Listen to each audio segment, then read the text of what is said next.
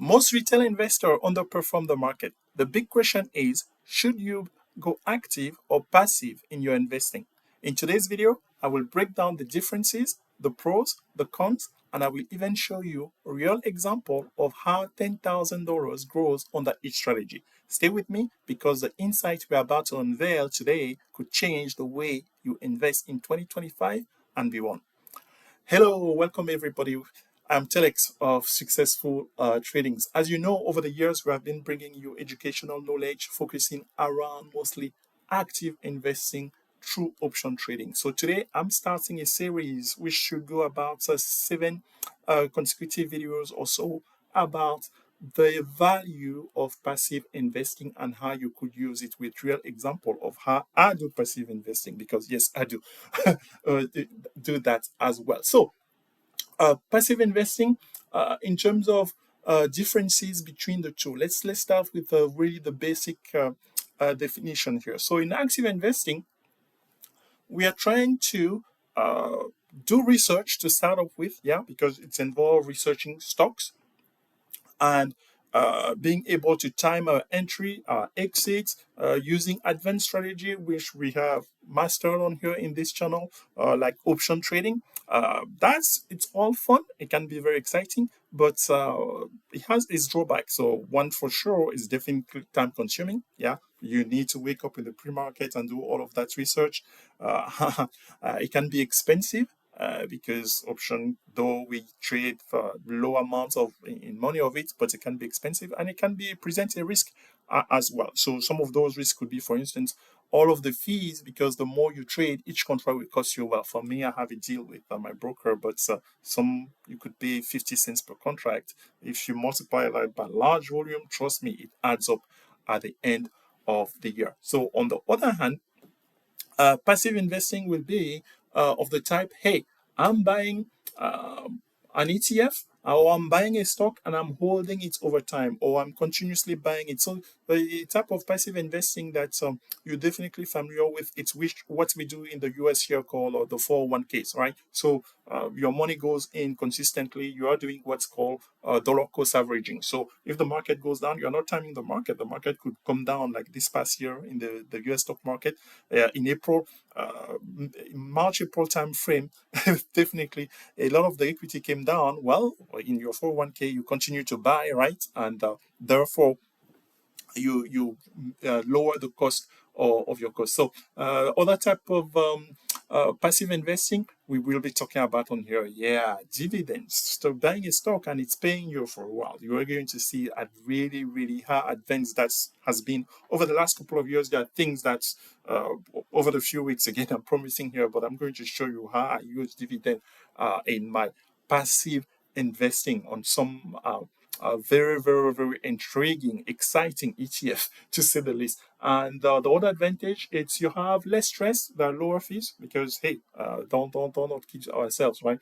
There is stress involved when you know expiration is coming, or excitement because for us, when expiration is around the corner, we are all like giddy up because we know pretty much how those um, market makers they like to behave to behave. So let's use here an example, right? So because the numbers at the end of the day, the numbers really it's what drive your decision when it comes to this type of investment. So I here we're going to look at this is just really in average, right? So $10,000, if you were to invest in $10,000 as a passive investor, for instance, on the S&P, yeah. So SPY is an ETF.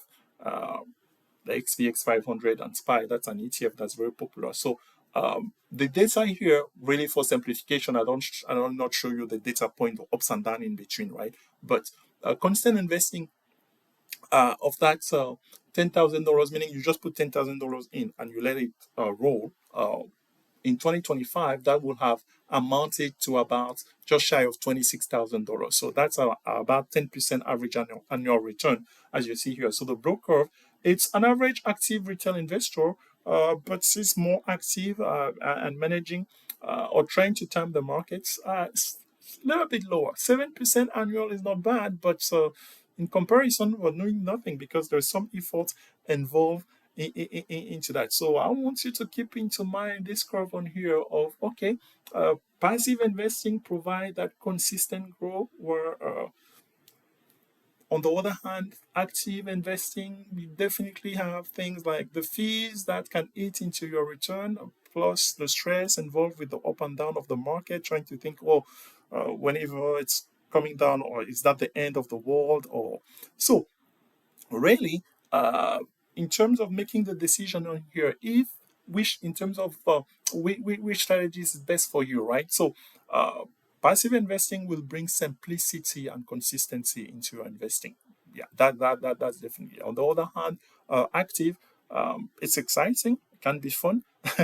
This past week was such an example for us on that. But there's risk, especially when you're a beginner, when you do not fully master all of the tricks that the market and the noise, yeah, the noise that the market throws at you. So here, my recommendation is really based on your personality or based on your objective, your financial objective. So a mix of both. It's something that for me I've always run because I could remember in my early days, for instance, and there was this stock that I was trading a lot, LNG, and its fundamental were really very attractive to me because they had this revenue where over the years other companies they will provide LNG natural gas to the company, but their company they'll have to take that by paying in advance. So that model, the stock was trading at $39. I used to trade options on that stock